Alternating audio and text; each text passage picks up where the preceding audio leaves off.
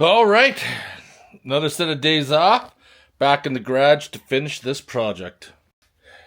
In the last video, I had the shit show with the brake caliper sliding pins seizing, and of course, it seems like the only way that you can get a new pair of caliper brackets was to order a complete caliper and bracket system. It is almost impossible, at least where I am, the amount of time just to buy the bracket itself. So I bought some cheap calipers and it came with a bracket, but I'm reusing the old calipers. Now, the reason why I didn't finish the job the last time is because we need an axle, because the axle seal is leaking. So this is a Crown Automotive axle, ordered off Amazon. It's a complete unit, and it came in ready to drop in. And we are going to get started on that. As a disclaimer, because someone's probably going to ask us why didn't I just buy all new seals and bearings, is because the shaft on the axle has grooves worn into it, and that does not mean replacing the seal and bearings is going to fix that problem. A new axle shaft will, and this will have a spare. I'm going to be looking at paying $140, $179 for the kit, plus my labor to get the other one off and repress the new one in. Whereas for like $70 more, I have a whole brand new axle. So less time, less labor. I just said, screw it. I'm going to get a new axle. I don't have to worry. Well, let's get started. So one of the first things we need to do in this situation is that I already started. Is that at the back I cleaned off the threads, the bolts as best as I could, and I put some sort of oil on there to soak in. But this is the ABS sensor, so you don't need to remove it. You don't need to disconnect it from the wiring harness, but you do need to loosen that bolt out and then just kind of have the sensor loose in there so that when you go to pull the axle, it's not going to damage it. So in case you wanted to know, for the B-roll, it is an 8mm, and yes, it's going to come loose. Sometimes you got to be careful, because with it being exposed to all this corrosion and stuff back there, there's always the possibility that it can break off. Then you're really hooped. Just going to continue to thread that out with my fingers. There we go, and then we just want the sensor just to hang out loose, just as such. That way it's got some movement, so it's not going to get damaged. Now the next step is that the axle's held in place by 4 nuts.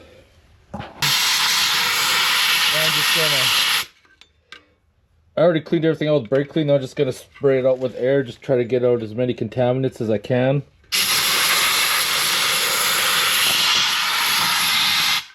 Even the back.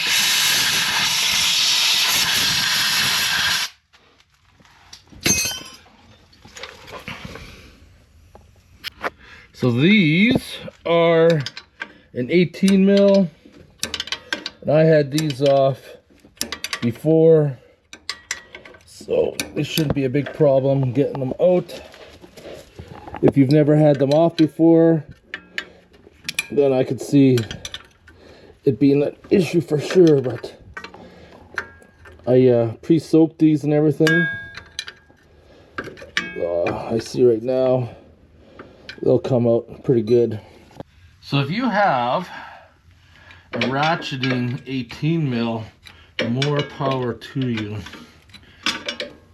I don't have a ratcheting wrench, so I gotta do this the old-fashioned way.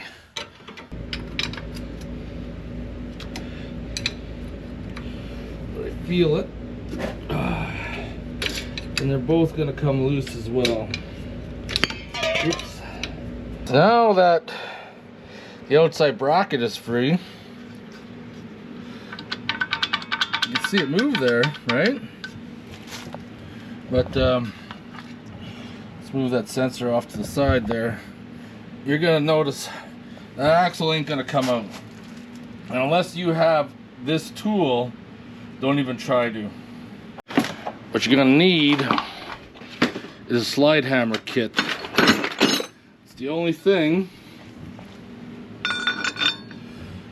that you're gonna get to get that out.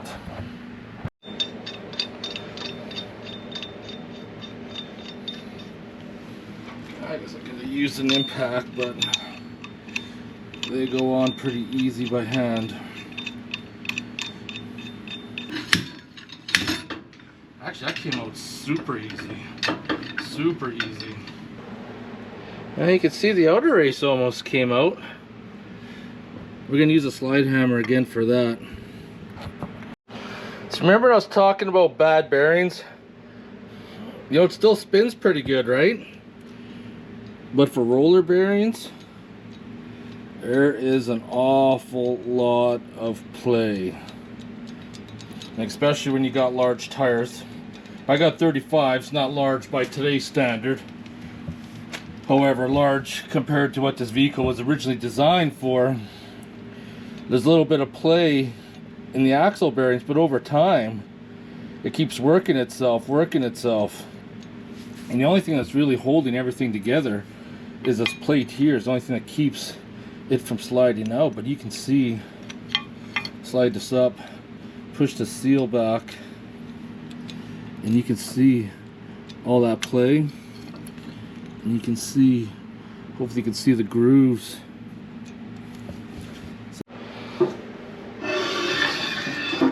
Carefully get this out of the way. Excellent. I'm going to use the slide hammer again, pop the race out.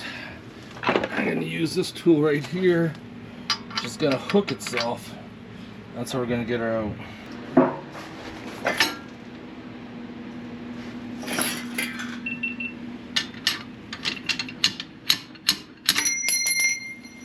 Came out super easy.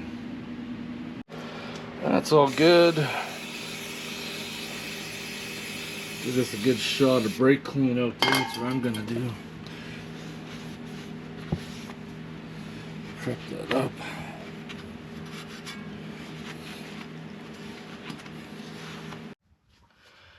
I got some assembly lube that I'm gonna use right up in there. Got the new axle ready to drop in, and when you put it in, two sides has this little notch, and that's for the sensor. Just have a bunch of cardboard debris on it that we're going to spray off with some brake cleaner. So you can see on this new setup, you can't even move that bearing, that's how tight it is. We're ready to start putting our axle in, and we have our ABS sensor that we got to be mindful of. Now we gotta get her in. So we're set up. I don't need the weight on there, but I am gonna put the rod in there for some leverage. All right.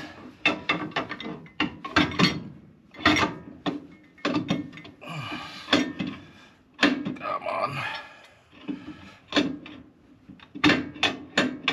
Oh, I think I got it. I think.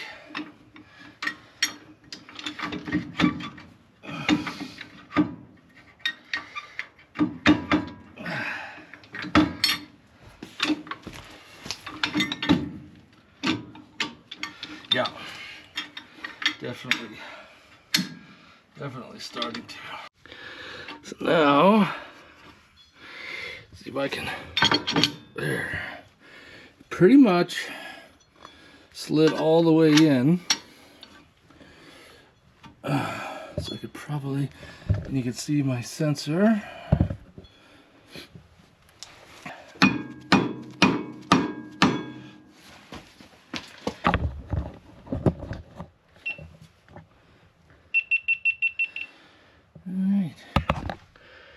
So right now I'm just snugging it up. Everything went in smooth.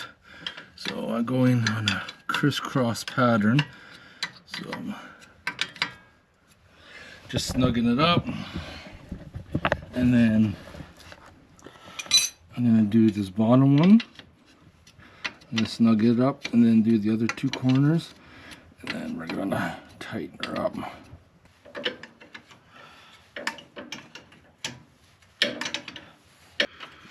Alright, pushing this all the way in flush because we've got all new brake pads.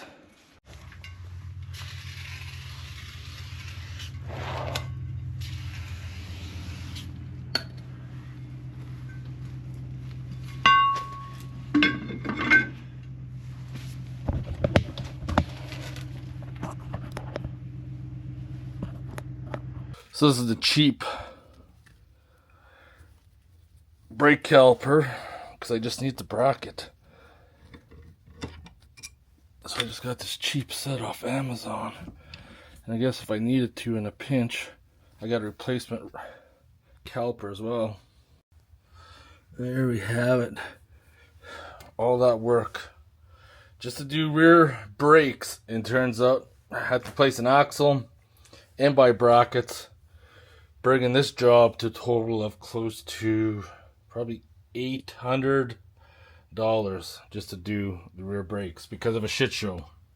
Just vacuum bleeding the brakes since I have everything apart right now and everything's accessible, and I broke all the fittings earlier because I thought I was gonna have to replace the calipers, but can't remember if I did bleed them before because brake fluid is looking pretty good.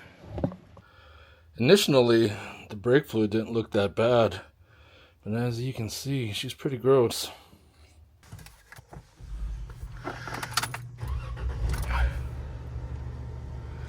Gotta park the Jeep outside first off.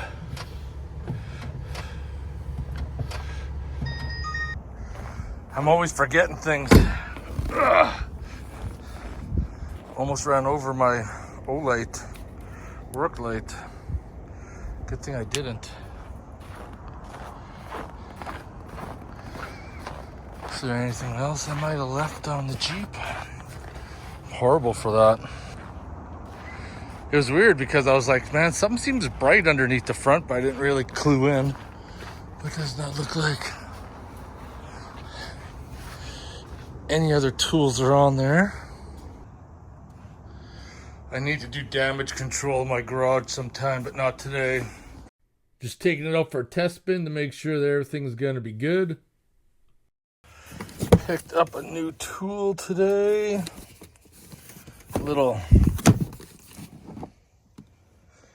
M12 1/4-inch driver. So we've been in a deep freeze for the past week, -30. Poor TJ. Just been sitting here, not plugged in. Wonder if it'll start.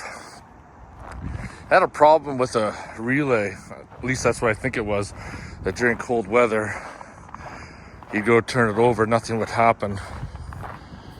We're gonna see if that fixes it. Because I replaced the relay last year, but never had a chance to see if it fixed it or not. I need to run to the grocery store, run some errands. But if this thing does start, it's gonna be cranky. Oh yeah, she fired right up.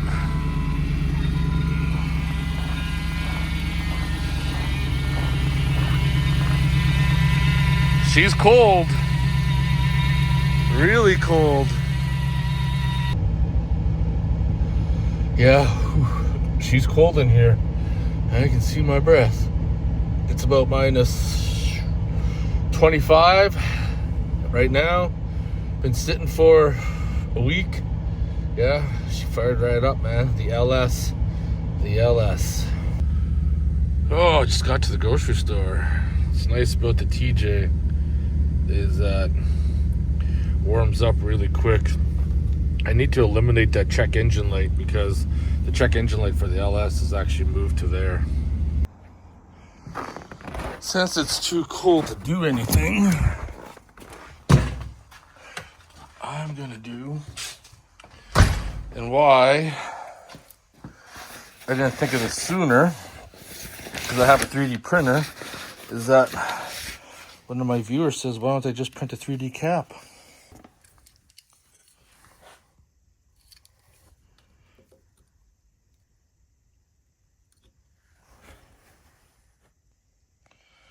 Okay, I got my measurements. Let's see if we can make something.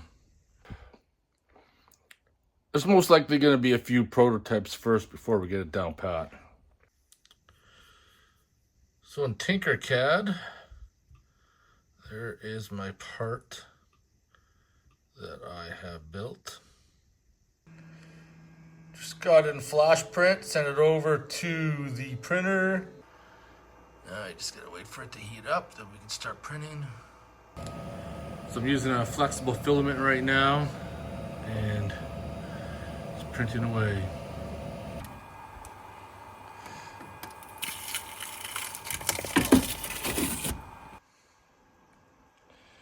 So here it is, flexible.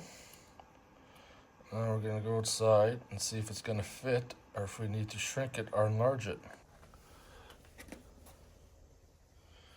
There I go. Fits on nice and snug. I'm gonna print another one as a backup.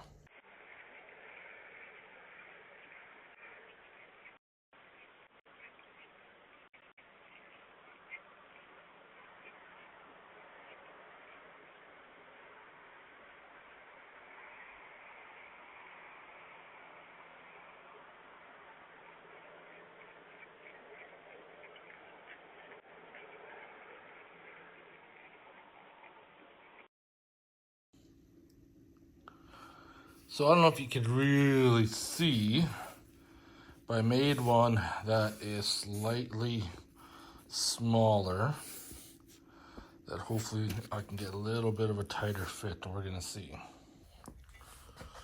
So I like reversion 2 a lot better. It's a nice tight fit, and I don't have to worry about it coming loose, so I'm gonna roll with that one. So I made 2 reversion 1s before I went to reversion 2. All right, it's motherfucking beer time. Chilkoot, beer from the Yukon. All right, shut her down. The projects never end. Hope you guys enjoyed this video. If any questions or comments, post them below. Otherwise, I'll see you in the next one. Take care.